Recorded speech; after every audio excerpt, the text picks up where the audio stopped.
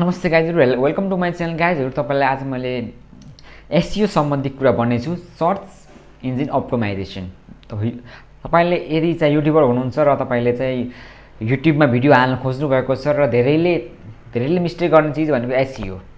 वास्तवमा एसईओ भनेको चाहिँ के हो सर्च इन्जिन अप्टिमाइजेसन यो भनेको चाहिँ तपाईको चाहिँ 4 पोइन्ट हुन्छ है सुरुमा थम्बनेल हुन्छ टाइटल हुन्छ तपाईको चाहिँ डिस्क्रिप्सन हुन्छ त्यसपछि तपाईको ट्याग हुन्छ यिनी चारवटा चीजले बन्छ तपाईको एसईओ के तपाईले यिनी चीजहरु तपाईले त्यहाँ लाउनु भएको छ कि छैन यदि तपाईले त्यो यिनी चीजहरु त्यहाँ राम्रोसँग चाहिँ लाउनु भएको छ भने तपाईको चाहिँ सर्च इन्जिन अप्टिमाइजेसनमा तपाईको भिडियो आउँछ के मतलब जुन अनुसार तपाईले किवर्ड हाल्नु राख्नुपर्छ त्यो अनुसारको तपाईको किवर्ड तपाईको उसमा युट्युबमा गएर र्याङ्क हुन्छ के र म तपाईलाई प्रत्यक्ष देखाउने छु मैले चाहिँ कसरी टाइटल ट्याग डिस्क्रिप्सन र थम्बनेल कसरी राख्छु र कस्तो खाले थम्बनेल राख्दा चाहिँ कस्तो हुन्छ नि मतलब एट्र्याक्टिभ हुन्छ भन्ने कुराहरु म तपाईलाई प्रत्यक्ष नै देखाउने छु र मैले कसरी भिडियो अपलोड गर्छु मित्रहरु त्यो तपाईले जान्नुपर्ने मेन कुरा हो मैले गरे अनुसार तपाईले भिडियो अपलोड गर्नुस् मित्रहरु तपाईको पर्फेक्ट एसईओ हुन्छ र आजै त भ्युज बढ्दैन तपाईको भोलि मेरो सुरुमा चाहिँ 1 भी 2 भी आउँथ्यो हैन तर मेरो सब्स्क्राइबर छैन अहिले सब्स्क्राइबर कसैबाट पनि लिएको छैन मेरो 3 सब्स्क्राइबर अलरेडी भएको छन् अहिले चाहिँ धेरै भ्युज नआए तापनि आफै मेरो चाहिँ इम्प्रेसन आफै बढिरहेको छ मित्रहरु र त्यसको लागि अब म अब धेरै बकवास नगरी म आफ्नो मेरो भिडियो कसरी अपलोड गर्थे भन्ने कुरा म तपाईलाई देखाउँछु मित्रहरु त्यो गर्नको लागि तपाई मेरो युट्युब उसमा जानु पर्छ मित्रहरु र मैले गइरहेको छु मित्रहरु तपाईले हेर्न सक्नुहुन्छ प्रत्यक्ष hello guys welcome to my channel गाइजहरु अहिले मैले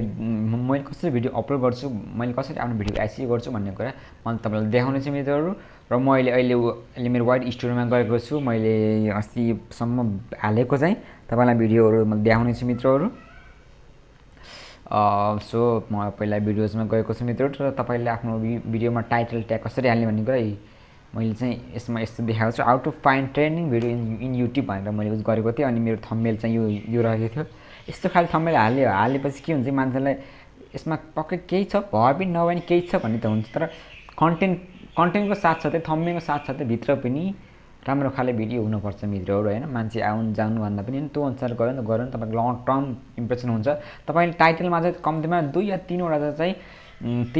तपाईले चाहिँ किवर्ड हाल्न सक्नुहुनेछ यसमा अनि यो अब डिस्क्रिप्सनमा पनि तपाईले यस्तो गर्न सक्नुहुन्छ कुनै चीज हाल्न सक्नुहुन्छ अनि यो सम क्युई भनेर चाहिँ अरु हुन्छ नि तपाईको जुन टाइटलमा जुन अनुसार छ नि त्यही अनुसारले तपाईले अरु चाहिँ फाइन्ड किवर्डहरु हाल्न सक्नुहुन्छ र मेन कुरा तपाईको आयो ट्याग आउँछ के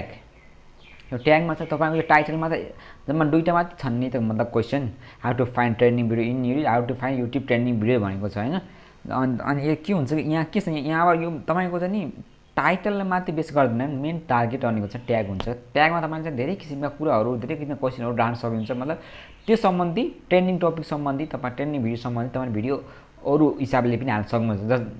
अब जस्तै how to find YouTube trending videos भनेको छ अनि अर्कोमा चाहिँ how to get your trending videos on YouTube भनेको छ हैन अनि how to check most search keyword भनेको छ यस्तै तरिकाले चाहिँ हामीले किवर्डहरु फाइन्डिङ गर्न सक्यो भने चाहिँ हाम्रो भिडियो भाइरल हुने सम्भावना बढी हुन्छ मित्रहरु र यसको लागि हामी के गर्ने भन्ने कुरालाई यो अनुसारले गर्नुपर्ने हुन्छ अनि हामी यो अब एडभान्समा गएपछि हाम्रो चाहिँ टेक्निकल चीज कुरामा गरेछ अनि हाम्रो चाहिँ साइन्स एन्ड टेक्नोलोजी गर्नुपर्ने हुन्छ मित्रहरु हाम्रो भिडियो केसँग चाहिँ रिलेटेड छ त्यो गर्नलाई हामीले गर्नुपर्छ यही चीज भनेको हाम्रो गाइजहरु एसईओ हैन एसईओ भन्ने चीज वास्तवमा यही हो कि वास्तवमा अनि तपाईले चाहिँ कहिले पनि भिडियो अपलोड गर्दा चाहिँ अनलिस्टेड गरेर चाहिँ पब्लिक गर्नुहोस् किनकि मैले अपलोड गरिसकेको भिडियो त्यो अहिले पब्लिक पहिले भइसकेको छ हैन त्यो गरेर चाहिँ तपाईलाई राम्रो हुन्छ राम्रो बेनिफिट हुन्छ हैन र मैले यस्तै गरेर चाहिँ कुनै चीजमा भिडियो अपलोड गर्दा यस्तै मेन थम्बनेल्स ट्याग र यो डिस्क्रिप्सन र ट्याग राम्रो गरेर गर्नु छ भने तपाईको भिडियो आजै राम्रो भ्युज नआए पनि भोलिबाट चाहिँ तपाईको चाहिँ त्यो अनुसारको किवर्ड र्याङ्क गरेर चाहिँ तपाईको भ्युज बढ्ने सम्भावना बढी हुन्छ मित्रहरु ल आजको लागि यति नै मित्रहरु आगामी दिनहरुमा यस्तै कुराहरु भन्नेछु र तपाईलाई पनि कुनै क्वेशन सम्बन्धी एउटा कुरा चाहिएको छ भने मलाई प्रत्यक्ष भन्नु होला गाइजहरु have a nice day thank you